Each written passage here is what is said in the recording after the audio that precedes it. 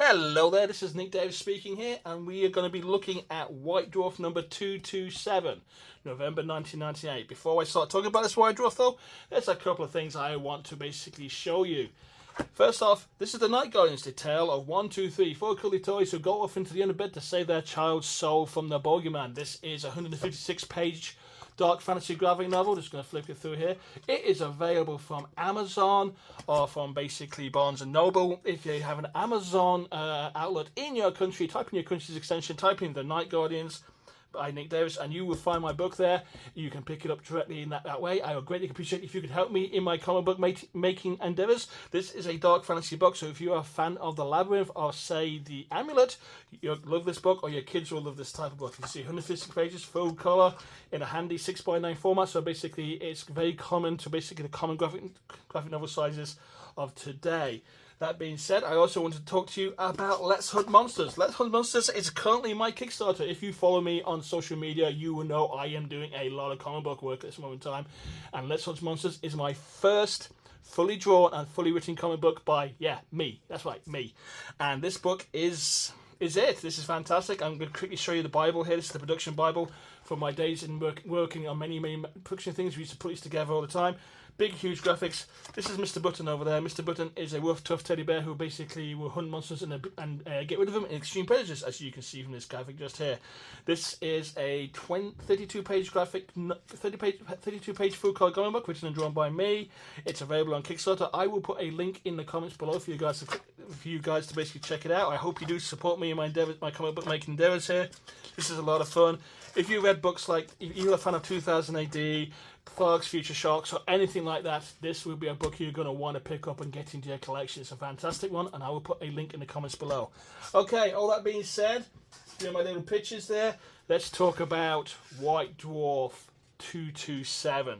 Yeah, I know. We're four issues into my walkthroughs here. 5 if we count the Dogs of War walkthrough. I'm hoping I'm giving you some nice behind-the-scenes looks at some of the stuff that went on in White Dwarf and Games Workshop at that time. It was a very interesting time to be working for Games Workshop. We had just moved, we were our 5th month into the Lenten move, and the studio and the main part of Games Workshop had all joined together. It actually saw some changes, unfortunately, not for the better in the studio, where basically we were more integrated to retail, and that basically meant we would suffer for some of the interesting let's say, short-sighted staff changes that the retail used to suffer from as well. But enough about that. Let's go look at 1998 and basically have a look at my unreliable ramblings from that time. Let's see what I can remember. Now, what is special about White Dwarf 227? Well, I can tell you this. Everybody on White Dwarf, apart from me, was on vacation. And when we go into the book, you're going to find out why that's important. So, let's start. First off, you see from the cover, it's Dark Eldar Raid. It's a release of Codex Dark Eldar. Dark Eldar just here. These are basically the evil Eldar, if you can actually be scrutable about what really an alien's raid cry is. I also like to think they're very much like the first appearance of Eldar that you'd see back in the old Work Trader first edition book. They're a bit more inscrutable, where they talked about pirates and Eldar pirates were a thing. Dark Eldar were a spin-off of that. I had a question from Stannis, on Twitter earlier, or should I say X, formerly known as Twitter. Basically, where was the Dark Eldar concept coming from? And I can tell you right now, they were started off as basically Eldar pirates, and they were then turned into Reavers, and the idea of making these cruel, capricious Dark Eldar, very much a analogue of what the Dark Elves were in Warhammer Fantasy, came about, and that's how they turned into what they are. We're going to go through this book and basically might give you a bit more explanation of it, but let's crack open the page and take a look, shall we? I don't think I've opened this book for almost 20 years, in truth. Let's have a look, see what's going on in here. Okay, big opening graphic of the Dark Eldar just here. As you can see, basically, that's the image from the Codex. Usual compartmentalization. Warhammer 40k is in its 2nd month of 3rd edition release here. We've got some bits and pieces going on here about what's coming in general White Dwarf terms, and we have the Warhammer section here that basically says Warhammer 4th. Is it still 4th? I can't remember, but I'm sure somebody will correct me in the comments below. I do apologise for my Swiss cheese memory. I think actually we're in Warhammer 5 at this point, but, you know, please correct me. This is Gorkamoko as well, probably the last Gorkamoko that will appear in the magazine. I loved Gorkamoko, it was a lot of fun to play. Okay, here we are, the White Dwarf blogs. Here we go, we have a new employee, Simon Shuker. He was a strange duck, but very creative. He will probably showcase his Tyranids in an upcoming White Dwarf, which will really look amazing.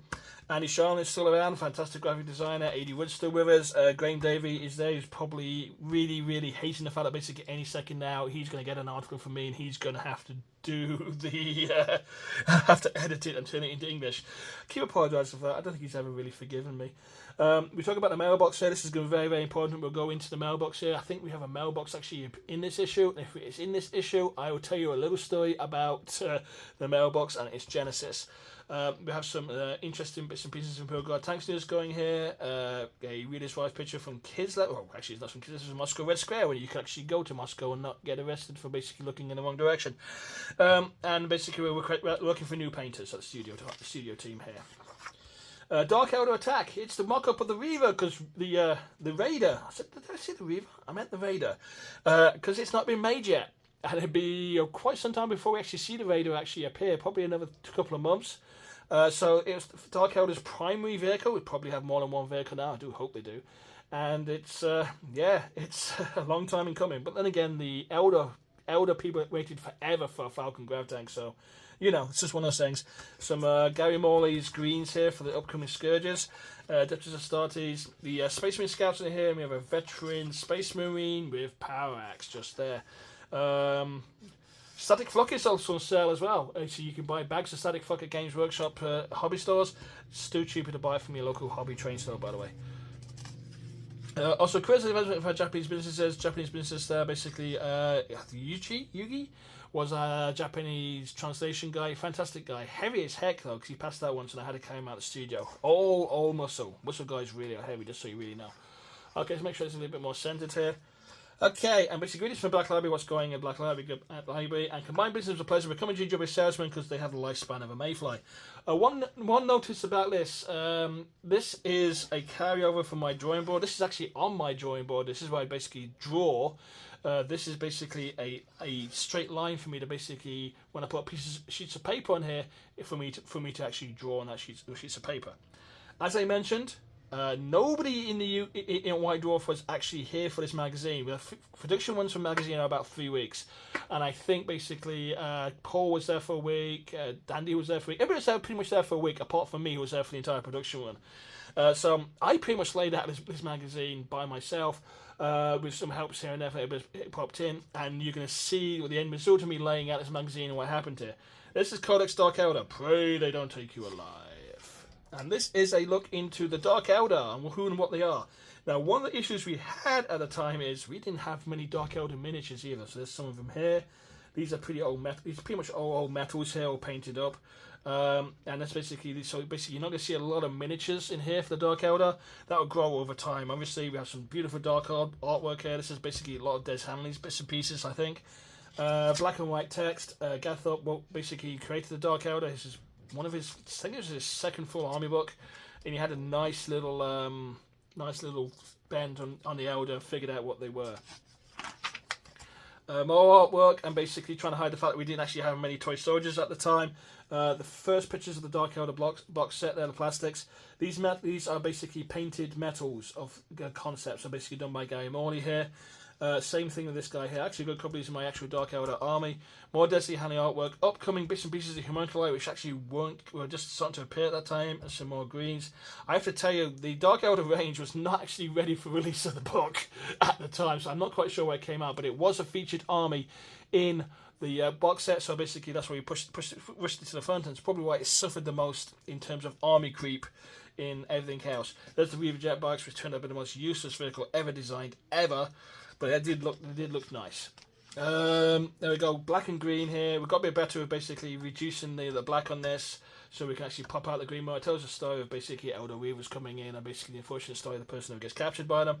I believe it's the first magazine I actually went past on press as well. So basically I was passing this on press, these big, huge printing machines that basically printed the colours like one at a time, cyan, magenta, yellow, black. And my idea was, what I had to do was basically with a little loop glass was take a close look at the actual printing and try to get the fit, which is basically the dots, as close as possible, and basically make sure the colour matches as close as possible, and also reduce blacks, which is a hard thing to do when you have an entire issue, which this one is, which is all blues and blacks. I tell you, it's almost look at the paper, was super absorbent. It was so muddy to do.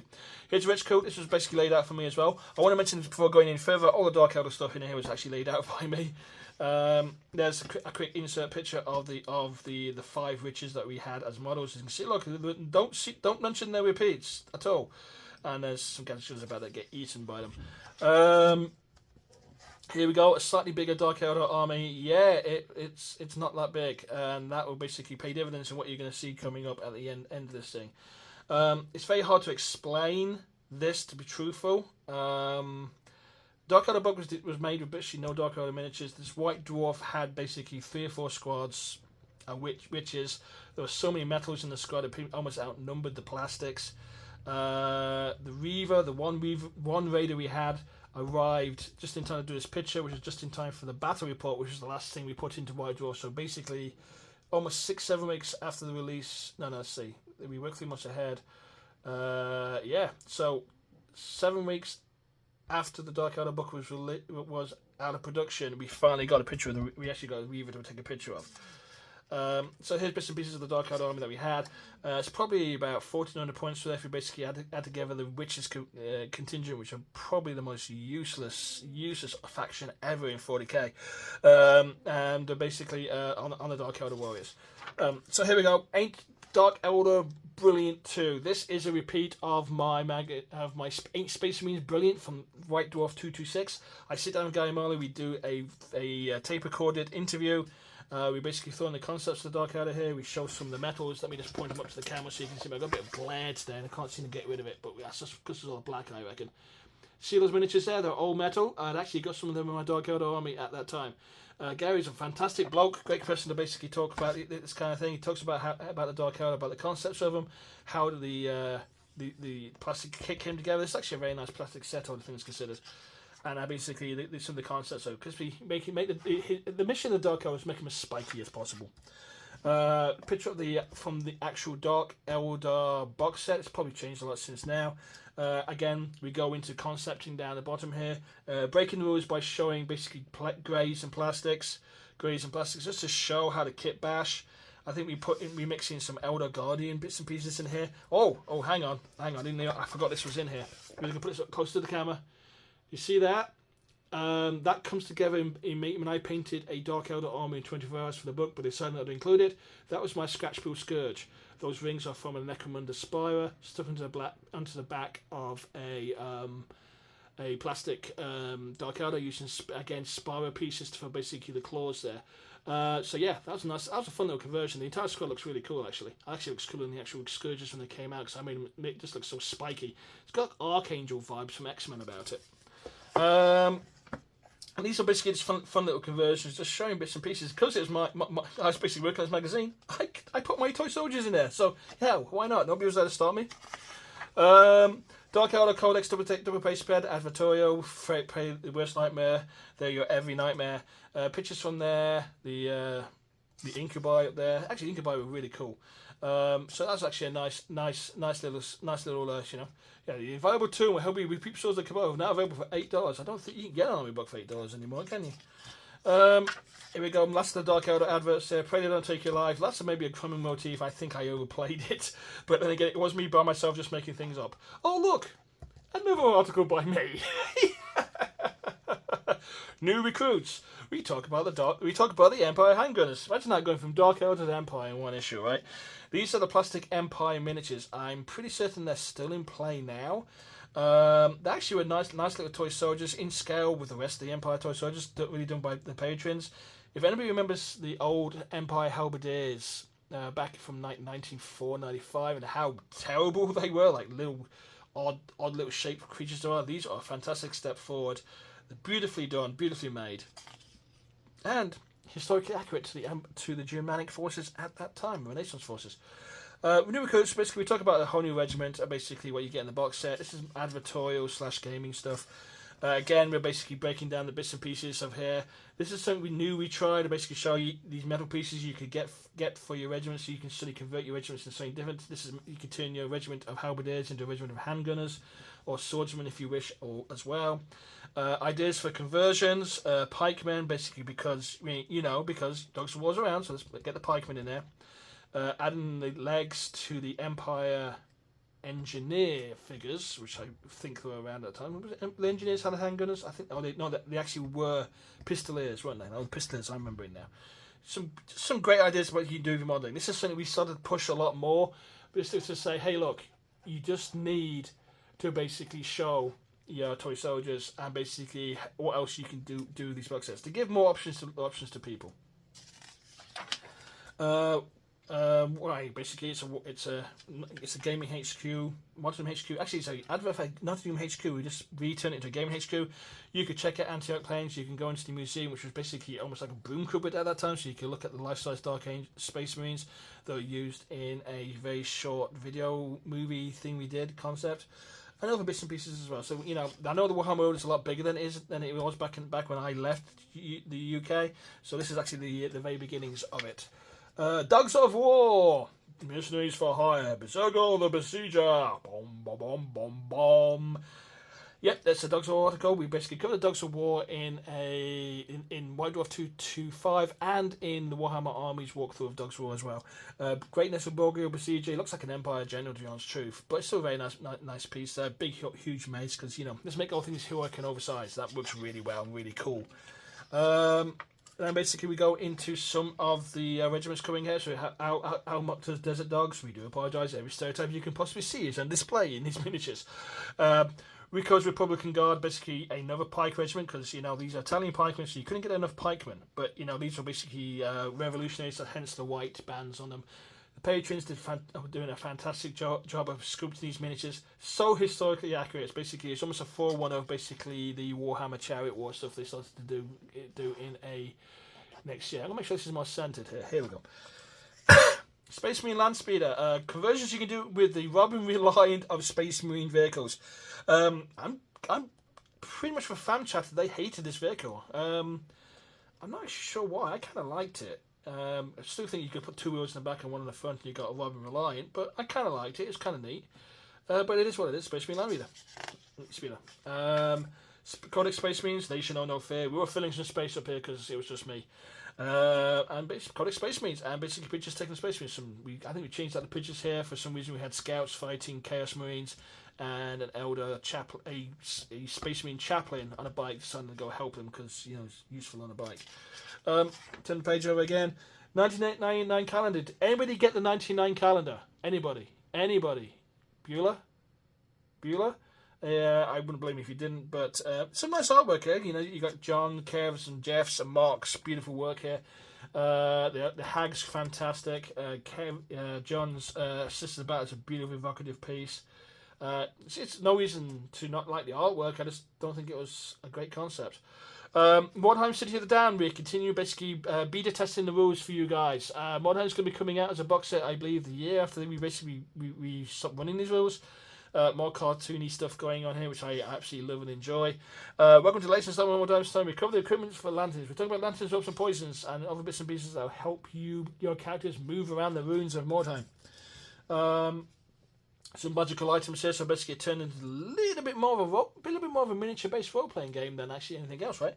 And there's basically another little fun little cartoon from basically pushing into the wood of Mordheim. I love these cartoons. This reminds me so much of Thud the Barbarian back in the day. Okay, here we go. Okay, Space Battle Force page spared, and then Devastators by Just Good and Nick Davis. Yes, we sit down for another tape interview, and this time we talk about the new Space Marines Devastator box set. This was a revolution in basically heavy weapons, and the reason for that is very, very, very simple. We'll turn the page over and you'll find out.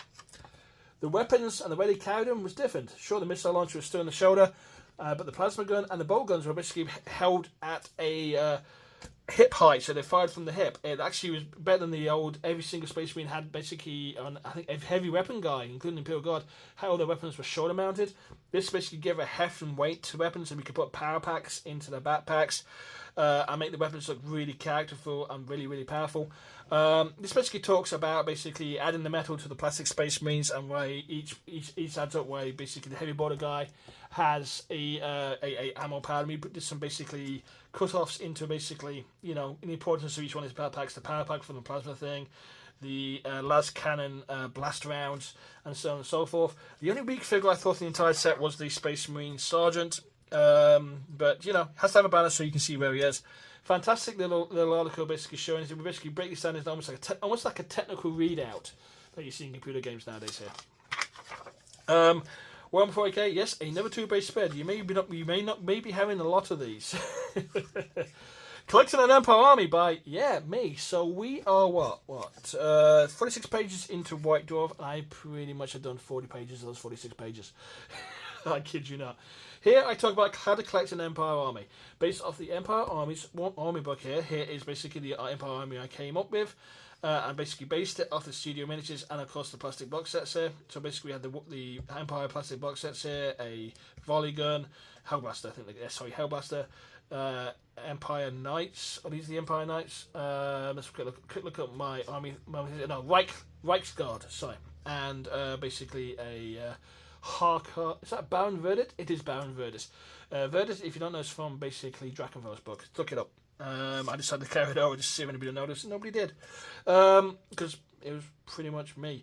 So we did this on article here. When I basically talk about collecting armies, I am basically seeing it from a standard point of view of a Lizardman army guy. I basically had a Lizardman army at the time, so I tried to put together armies that would challenge my Lizardmen and were characterful of the of small armies you'd expect from them.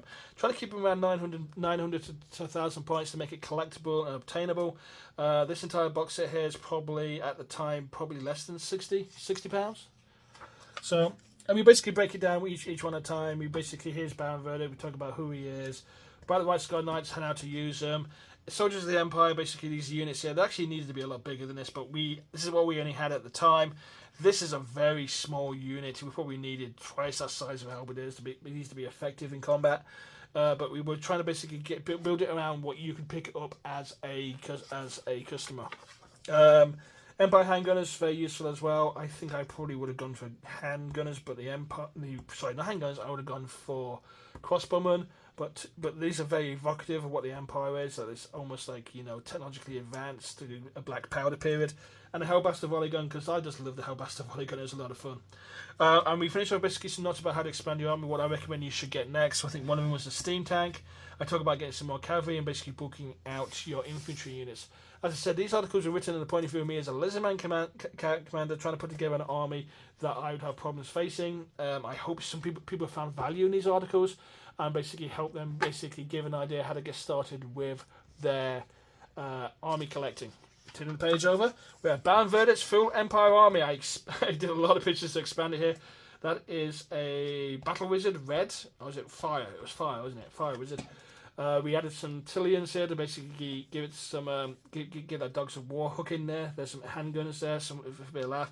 These are all the units I actually recommend in this piece here. Well, actually in here as well. Just to basically give you characters some heft. You can notice basically the units have basically bulked out a touch too. Games Workshop stores, where you can find them. Siege of Erengrad, it was the Warhammer event going on in the stores at that time. I'm not quite sure how it worked, but basically you did still get Siege out there, which is not necessarily a bad thing. Grand openings, Darlington store, basically some of the armors you expect to see in the Darlington store if you went in there. We got into a lot of pages. I think Andy Sharman did a lot of this, the bulk work for these kinds of bits and pieces. ICAR4, basically news event that's coming. Then we go to Perils of the Desert. I did not lay this article out. I have no memory of laying this article out, so probably Andy did this when his 1 week he did work on his magazine. Perils of the Desert, we're basically talking about the lethal perils of the desert. This makes the terrain a little bit more dangerous than it was. Before, it was just basically a hard packed sand which you could drive over and not get stuck in and go wherever you want. This has added a little bit more scenery and fun to it. It's actually kind of fun. This is pretty much the last gas for Gorkamorka. Digger Knob, I think, was already out. So this is basically, hey, some additional rules you may want to use. Have fun with them. I'm not quite sure what happened to Gorkamorka in the end in terms of what it is. I think it was overplayed as a secondary game. It should have been a Easter game, not a main release game. And I think it'd been a lot more fun. The probably the actual setting kind of basically squashed it together as well.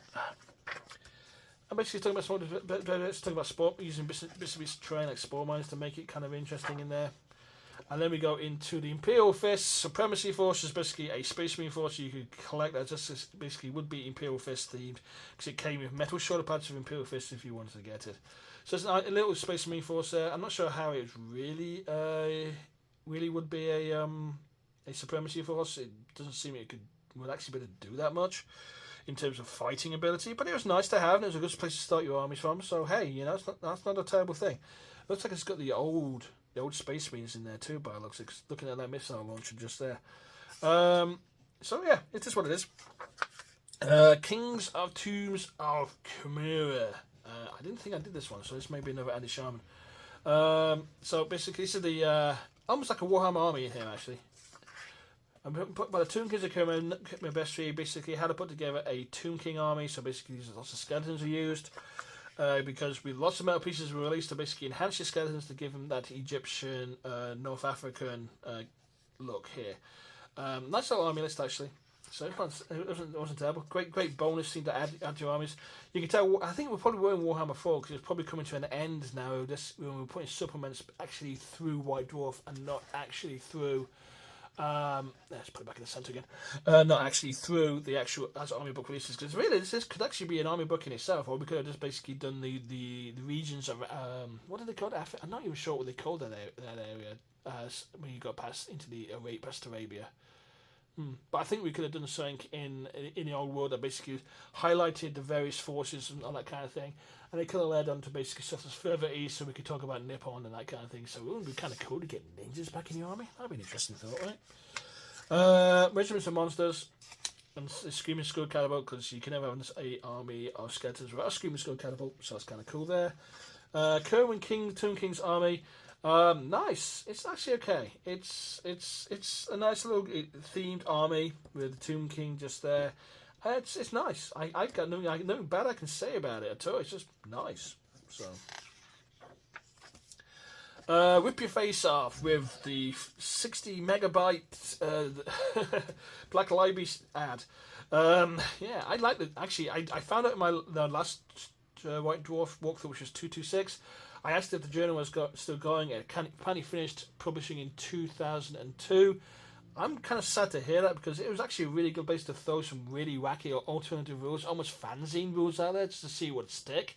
I think Mordheim would have run quite nicely through this and given it a nice little boost of sales, because it was supposed to be like an alternative guide to game, alternative gaming thing, a supplement to White Dwarf in many ways, where we can go a little bit crazier, and it's basically as an incubator for gaming ideas.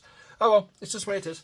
Chapter approved by the Chambers. We talked about some of the rules like fleet of foot and explaining them. Eldar have now fleet of foot, so it makes them move really fast. Dawn Assault, a new scenario, and some special character breakdowns. So basically, your special characters that you bought in 40k second edition, because the Dark Angels had these characters at the time, could now be used in 40k third edition until their army books come out. So here we go. Interesting nice characters out here. Oh my gosh, look at that colourful orc. Oh my, these are the old weird boys. The old Digger Knob, the old war bosses too. God, the orcs got a little bit better, didn't they? Chaos, Abandoning the Spoiler. That's actually was a nice miniature, and Stu Main's one. Fabulous Bio, yeah, I'm going to say about that really. Comsol Yak, who basically suffered from basically the Fronton disease, but it's still a beautiful miniature to look at. Another bits and pieces in here that basically you could use your second edition characters in your third edition games. Actually, good use of chapter approved to do that. Okay, talk about Blue Planetary Bombs, and that's the cool bit of fiction. And here we are. It's the first mailbox. Oh my! I am going to tell you a story about the mailbox, which nobody in White Dwarf knows. When we first talked about this feature, which was about probably 3 months prior to this, we released the letter back in the requesting letters in 224, I believe. I actually asked my then girlfriend at the time to write a letter in to the mailbox just to see if we could get it published, and I said just theme the letter around basically what it's like to be a girlfriend of a gamer, and she did just that. I had no idea what was in the letter. I knew who wrote the letter when the letter came in, but I didn't tell Paul at the time. And it was just to say basically about dressing up as to be part of your boyfriend's games or your partner's games at a time. We should talk about, hey, how about you just dress up like, brush your hair back, just like Dark Elder, have some fun with it, enjoy it, and basically being a fun, almost cheeky way into basically adults gaming. And it actually got published in the White Dwarf as in the Bible, but was nixed by Robin Hughes, who thought it was a little too racy to put in White Dwarf.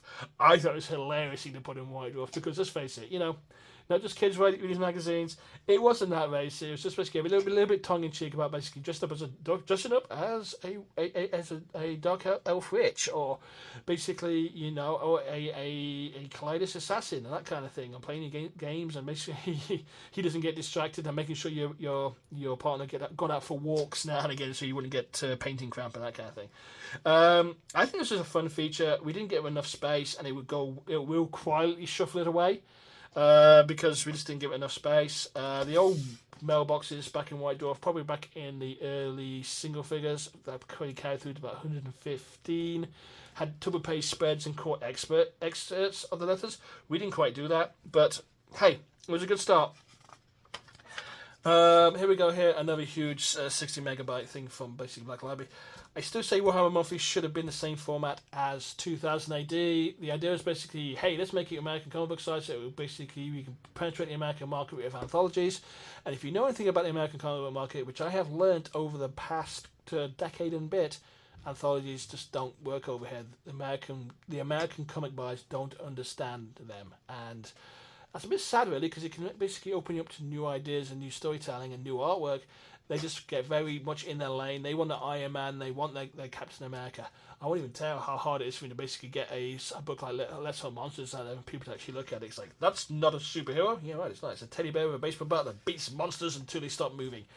Here we go again. Alessio Cavatori, who actually is a kendo guy. He is absolutely amazing at kendo, by the way.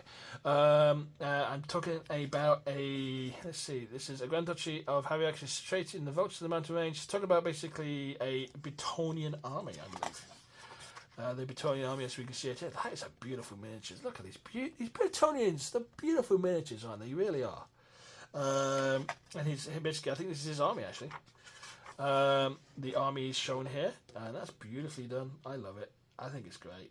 It's just beautiful. I just love the heraldry and all the nods towards basically 15th century France and England at that time. And the Bretonnians were just beautiful toy soldiers. They really were. The patrons did a beautiful job of them. Talking about the tournament, the gaming tournament we were saying, and basically how he did. I think he did okay, but he didn't do great. Okay, last Inferno ad. Yes, he was huge. And now we're going to talk about Shadows at Dawn. I did a battle report. I was actually added to the battle report because, like I said, everybody was not there. Gav did the recording of the battle report. That's why basically he does the write-up for it. I play my Imperial Guard against Thomas Perrins playing the Dark Elder. To be fair to Thomas here, he's not a 40k player. He has played a few games with 40k and he's strategically very sound, but he's not a 40k player. He is pretty much a fantasy guy who's middle of Mordheim at the time. He's got a great nous for tactics, great Warhammer army player, but 40k is not his game, and you can tell 40k is not his game here. And we are playing Imperial Guard versus Dark Elder, and the Imperial Guard are my Imperial Guard. Because what's the best thing you can do when you're basically doing White Dwarf by yourself an entire month, and you're doing a battle report, and you're doing a battle report? Let's put your army in it. Yeah? Why not? That'd be cool. Let's show a gamer's army. And this is my Cadian contingent of my 95th Combined Rifles. This is actually the actual Cadian Rifles part of the 95th Combined Rifles. Yeah, look at that. Wow. There's my Chainsaw Warrior guy. Dude, just there. Let's put him up there. There we go. Captain. Let's get this right. Because I've got to look at TV while I'm doing this, so I can basically make sure it's in focus. Oh, here we go. There he is. That's Chainsaw Warrior, Captain Tarrant, Chainsaw Warrior. That miniature at this time of this, I pulled him out of old mail order bin, was probably a good 8 years old. He was one casting. I had to replace his chainsaw with a power sword and give him a bolter. But yeah, he made a great Cadian for this Cadian captain for this army. We don't, because the one we had was basically it was Fat Bloke Cadian just here. But yes, it's actually an army. So let's do battle reports showing gamers' armies. What a revolutionary concept that was, eh? Right. So that's my army here. I picked a couple of Sentinels up because I do apologise. I'm getting ahead of myself. Put in a couple of Chimeras here. I'm actually not a big troop transport guy. I very much like playing my Imperial Guard on foot with tanks as support, because transports and Imperial Guard don't seem to mix very well. They really do work well as combined arms. But I wanted to give it a go, using some Chimera to fly up the flank, see if I could actually counter the fast-moving Dark Eldar. A couple of Leman Russes in basic spec, heavy bolters, and battle cannons. We did have a Hunter Seeker on the side of that, so there's a Hunter Seeker in there. My favourite Shock Assault Squad, the Ogre Wings, just pretty much almost lost me the entire game. Put some Rattlings in there for the hell of it, because why not? And the rest is basically standard fare, with basically a heavy weapons support squad, which is 2 missile launchers and a las cannon, and a fire support squad, which is basically all heavy bolters. Because we've got to lay down fire, right? Let's lay down a lot of fire. So this was actually starting to be standardising as well, because after this game, the fire support squad lost the 2 missile launchers and became las cannons. So everything was started to become units of 3. But this was actually a fun little army. That's my innocent little picture just there of me. And we decided to have at it. Thomas, again, 40k's on his game, and he was pretty much stuck with what was painted. So you got basically Reavers and Witches, which were and at the time not a very good troop type to have, because the bikes weren't that good. Scourges were really useful though, and this army needed more warriors, because the warriors in a Dark Eldar army at that time were the shit to have. An Incubi and an Incubi, but all the fighting's done by your Archon and his squad around him. He also had 2 Homunculi for no reason other than they just had the miniatures. It was a nice little army put together. This is basically a breakdown of the army things, so you guys can see what we're playing against. It is 1,500 points of Imperial Guard against 1,491 points of Dark Eldar. And you can just see my guys there.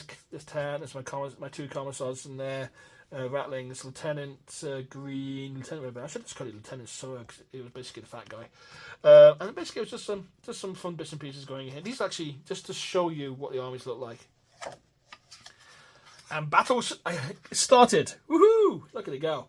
I tried to keep everything together. My first initial idea was to keep everything in combined arms with my Sentinels. My Chimeras here basically for rapid support in there. I decided to take the first turn, even though it was dawn, because I wanted to basically break the line here with my 2 Leman Russes as much as I could, but my distance for shooting was completely utterly screwed up by the dice editor. I think I got like the shortest distance you could ever see in the dark.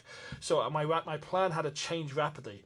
I was going to basically blow a hole here, send up my Ogreens here, fly these guys around here to basically hang on the flank here, and just pour firepower into this big open area here, and just chew this army apart. Because once we take down the Reavers and the Raider here, there's no backbone left in this thing.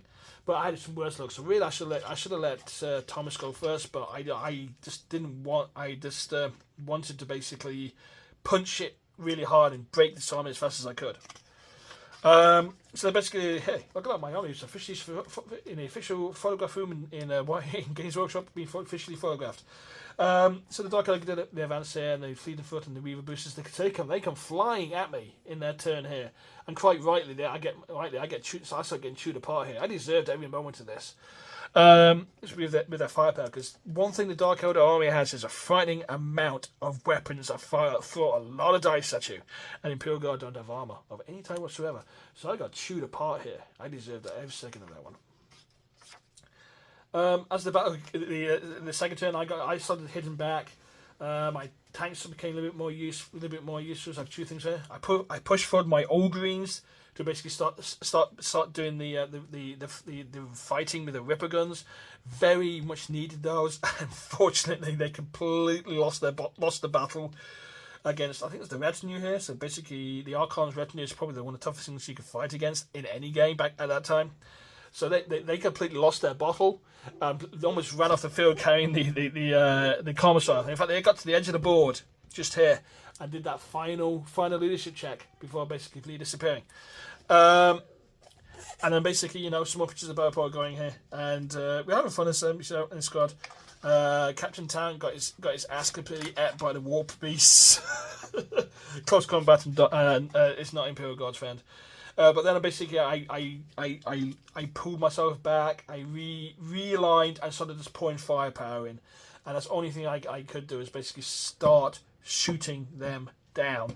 So I rapid fired and just basically did my best to basically take out the numbers, and that basically sort of turned the battle for me here.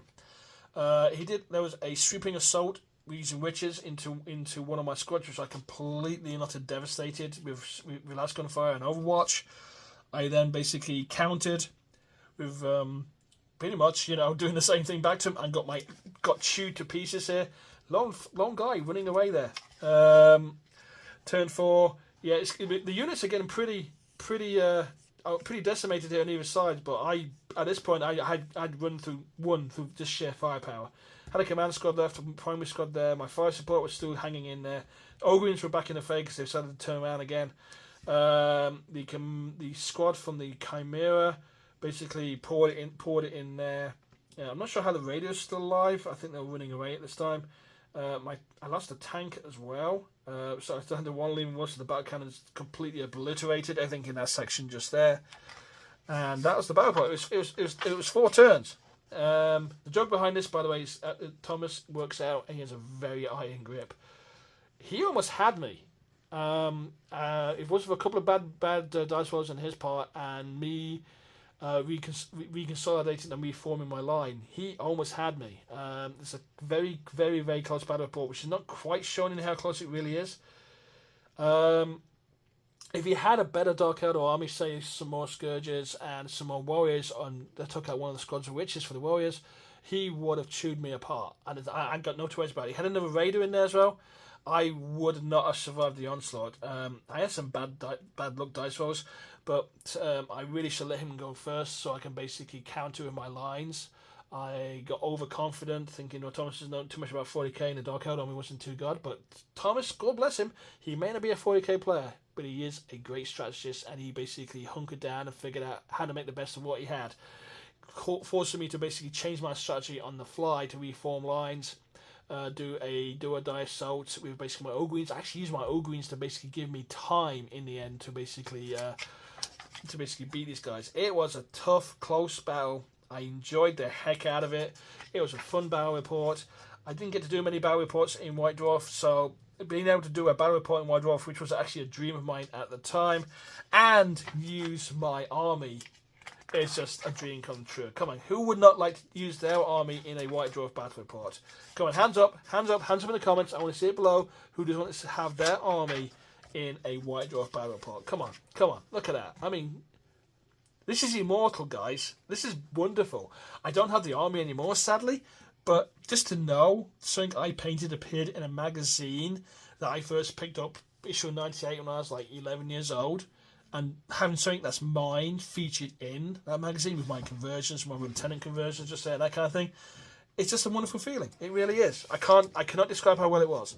But yeah, so if you had a better Dark Eldar army, he would have had me. I probably would have took less Chimeras and shot their Chimeras some more squads, because las guns are a Imperial Guard's friend, and ranks of them do a lot of holes. Okay, we're going to finish the White Dwarf off with the mail order section. And his armor was still laying his out at the time. Dark Eldar, because they're basically the new stuff here. This actually were metals, and you can actually get metals. So I hope some of you guys, Dark Eldar fans, picked up some of the metal ones here and then. Space Marines here again. Scout Squad, Combat Squad, because we set up. Look at that! It's actually £5. That'll be $7.50. You can get 5 Space Marines. You can't get it anymore, can you? They don't have Cadian Rifles Army Deal, so basically you could get a Army Deal based roughly on my Cadians. I say roughly because it really wasn't. But hey, it's still kind of fun. And Morhack's Raiders Army Deal, which is slightly better put together deal, because basically the studio Dark Elder Army sucked.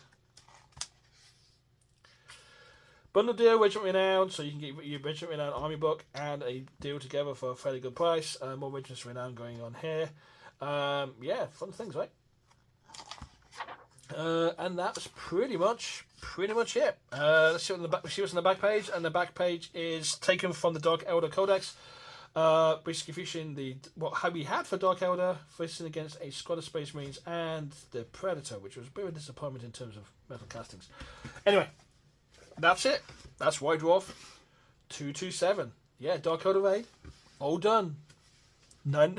I'd say 75% of this magazine was laid out by me.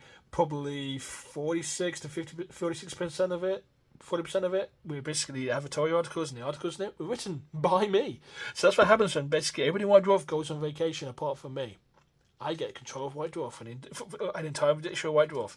This was, I believe, my coming of age in White Dwarf, and actually set me down the road of me thinking, what else can we turn White Dwarf into? What makes this magazine really special, and how we can make this a special magazine for all you gamers out there. So there we go, everybody. That is my run through for White Dwarf 227. Let me know your thoughts in the comments below, obviously. I do my best to answer every comment I can. I think I can possibly answer. Please like and share this video with all your friends. Click on the notifications, which appears just over the... No, actually, it gets right. Will probably appear just over there to subscribe to future updates. I do a lot of dad jokes on my channel, so you'll get an update for that every single day. I do apologise, please. The dad jokes ain't too bad. I do talk about comic book stuff a lot, because basically that's where my world is right now. But I do attempt to do one gaming thing a week, even if it's just a walkthrough or basically looking at some toy soldiers. This is White Dwarf 227. I am trying to locate White Dwarf 228 in my archive. I'm pretty certain I know where it is. When I locate it, we'll do a walkthrough of White Dwarf 228. If I can't find it by next week, we'll probably do a walkthrough of one of the codexes I have, or probably it might be the Dark Elder Codex, or maybe even the 40k 3rd edition rulebook, if anybody's interested in that. Anyhow, thank you again for your time. You take care. Be safe. Have fun out there. Thank you for joining me through this walkthrough, and I will be seeing you around again sometime. Bye, bye, bye.